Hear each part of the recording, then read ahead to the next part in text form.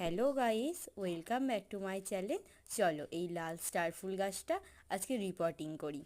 এই ফুল গাছটা যখন দানা থেকে চারা তৈরি করেছিলাম সেই ভিডিওটা তোমরা আগেই দেখেছিলে। আর যদি না দেখে থাকো তাহলে চটপট চ্যানেল পেজে গিয়ে ভিডিওটা দেখে নাও। প্রথমে জল নিকাশির ব্যবস্থার জন্য টবের মধ্যে খোলামকুচি দিয়ে দিলাম, তারপরে মাটি ভর্তি করে নেব। মাটি ভর্তি করে নেওয়ার পরে আমি আগের টবটা থেকে গাছটা বের করে নেব। মাটি সমেত, অবশ্যই মাটি সমেতই বার করতে হবে। খুব সহজে মাটি সমেত পুরনো টবটা থেকে গাছটা বার করে নিতে হবে।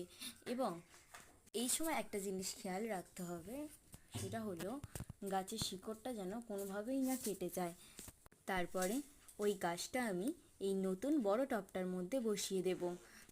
ধীরে ধীরে গাছটা আমি টবের মধ্যে বসিয়ে দিলাম।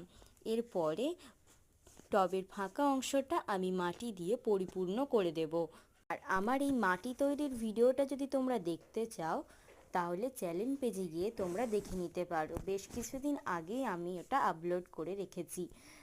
অবশেষে গাছে জল দিয়ে ভিডিওটা আমি সম্পূর্ণ করব।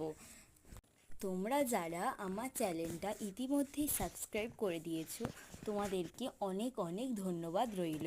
আর যারা আমার ভিডিও প্রতিদিন দেখো, লাইক, কমেন্ট এবং শেয়ারও করো, তাদেরকে অনেক অনেক ধন্যবাদ।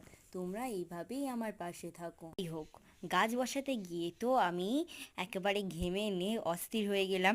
তো গরম পড়েছে, তা তো আর বলার মতো নয়। এই গরমে আমার তো মনে হচ্ছে সব সময় আইসক্রিম খেতে হয় বসে বসে। হোক, নিত্য আমার ছাদ বাগানের ছোট্ট ছোট্ট ব্লগ তোমরা দেখে থাকো। তো আজকের এই ব্লগটা কেমন লাগলো সেটা জানাতে ভুলবে না কিন্তু কমেন্টে। ভালো লাগলে লাইক করে চ্যানেলটা সাবস্ক্রাইব করে আমার পাশে থাকতে ভুলো না কিন্তু। ধন্যবাদ।